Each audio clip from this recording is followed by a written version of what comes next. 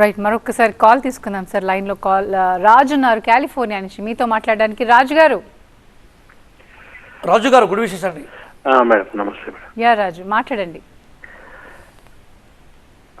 Okay Riyaz గారు, congratulations అండి. మీరు తెలంగాణలో after forming Telangana you almost like గడిల పాలని బద్దలు కొట్టిరు and you came into the power politics. Sir మళ్ళీ మీరు కూడా సేమ్ స్ట్రాటజీ ఫాలో అవుతారు సార్.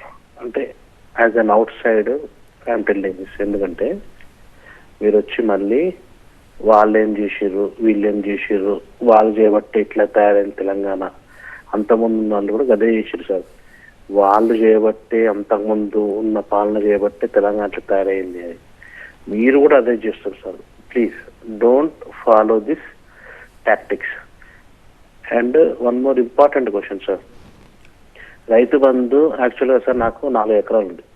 అంటే I'm living in California, but my fathers and forefathers have some 4 acres of land in Telangana.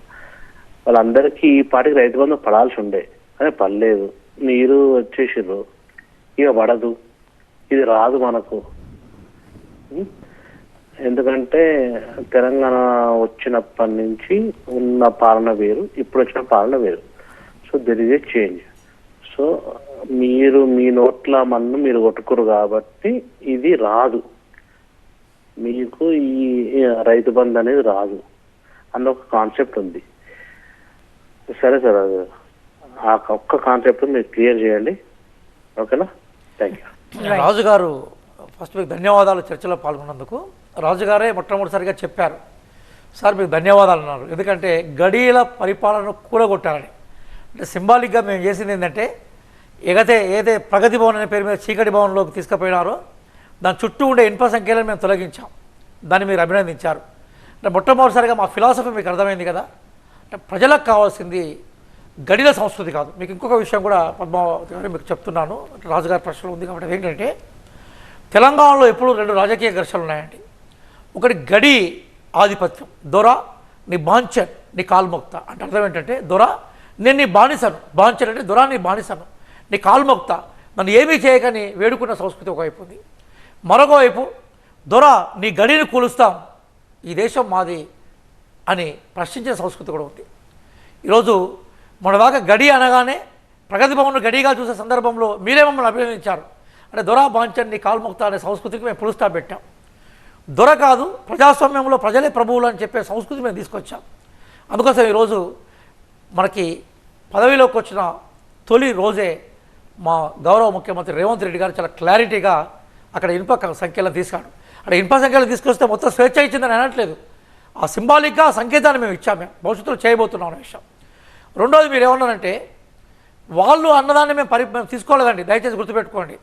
మా వాళ్ళు ప్రమాణ స్వీకారం చేయకముందుకే కడియం శ్రీహరి అనే ఒక ఎమ్మెల్యే, మాజీ మంత్రులు, చదువుకున్న వాళ్ళే, ఆయన ఏమన్నారంటే ఈ ప్రభుత్వము 2 నెలలు కూడా ఉండదన్నాడు. అన్నాడా అనలేదా? అదే పార్టీకి చెప్పి పల్లా రాజేశ్వరరెడ్డి ఏమన్నాడు, చాలామంది కాంగ్రెస్ సభ్యులు మాతో టచ్లో ఉన్నారన్నారు. అంటే మీ ప్రభుత్వాన్ని కూలుస్తారా మీరు? అంటే ప్రజాభిప్రాయాన్ని గౌరవించే విలువ లేదా? పాప కేటీఆర్ గారు ముళ్ళ మీద కూర్చున్నాడు అసెంబ్లీలో అన్నట్టు. ఆయన కూర్చోలేకపోతున్నాడు. ఇంకా ఆయన పేరు కౌశిక్ రెడ్డి అని ఒక పెద్ద మనిషి ఉన్నాడు అన్నట్టు. ఆయన చిన్న మనిషి కానీ చాలా పెద్ద ఆయన అనుకుంటాడు. ఆయన ముఖతాళ్లకు మేము పగ్గాలు వేస్తాం, జాగ్రత్తగా ఉండాలని కూడా చెప్తున్నాం. మేము అసెంబ్లీలో ఒకటే ఊరికి వస్తాడన్నట్టు. ఆయన అధికారంలో ఉన్నట్టుగానే ఫీల్ అవుతున్నాడు వాళ్ళు. కాంగ్రెస్ పార్టీ యొక్క కాంగ్రెస్ పార్టీకి ప్రజలు ఇంత పట్టం జీర్ణం చేసుకునే పరిస్థితి వాళ్ళు. అదే వాళ్ళు ఏదో చేశారు, మేము చేయలేదని అబద్ధాలు చెప్పడం మొదలుపెట్టారు. కాబట్టి అది ఆన్సర్. రెండోది రైతు బంధు గురించి కూడా నేను చెప్తున్నానండి. రైతు బంధును మేము కొనసాగిస్తామని చెప్తున్నాం. అదే సందర్భంలో తన జీవిత కాలంలో బురదలోకి దిగని వాళ్ళు, అసలు ఎల్లలు ఎక్కడున్నాయో తెలియని వాళ్ళు, సేద్యం అంటే ఏంటో తెలియని వాళ్ళు, వాన పడితే గొర్రు కొట్టాలా నాగలు దున్నాలని అర్థం కాని వాళ్ళకు రైతు బంధు ఇవ్వడం వల్ల ప్రయోజనం లేదు. భూస్వామ్య బంధుగా మారిన రైతు బంధునే చేయాలనేది మేము అనుకుంటున్నాం. మేము కాబట్టి సేద్యం చేయని వానికి, బురదలో దిగని వానికి, గొర్రు కొట్టడానికి నాగలు దున్నని నాగలికి తేడా తెలియనికి రైతు బంధు ఇస్తే లాభం ఏంటిదని మేము అనుకుంటాం. అయినా ఇంకా మేము దాని మీద ఒక అల్టిమేట్ నిర్ణయం తీసుకోలేదు. గౌరవ ముఖ్యమంత్రి వర్యులు అందరితో డిస్కస్ చేస్తున్నారు. రైతులకు న్యాయం చేసే ఎక్కడైనా కూడా మేము వెనుకపోం. ఆల్రెడీ రైతు బంధు ఇవాళ నిర్ణయించుకున్నాం. చిన్న సన్నకారు రైతులకు రైతు బంధు పడడం మొదలు పెడుతుంది. బహుశా మీకు కూడా 4 ఎకరాలు అంటున్నారు కాబట్టి మీకు కూడా ఇలా రేపు కూడా ఎల్లుండి వస్తుంది. మీరు కొంచెం ఎన్ఆర్ఐగా ఉన్నారు కదా, మీరు కొంచెం దయచేసి మీలాంటి పెద్దలు ఓపిక పడితే అసలు నిజంగా ఎవరికైతే అవసరమో వాళ్ళకి ఇచ్చే ప్రయత్నం చేస్తామండి రాజు గారు. రైట్.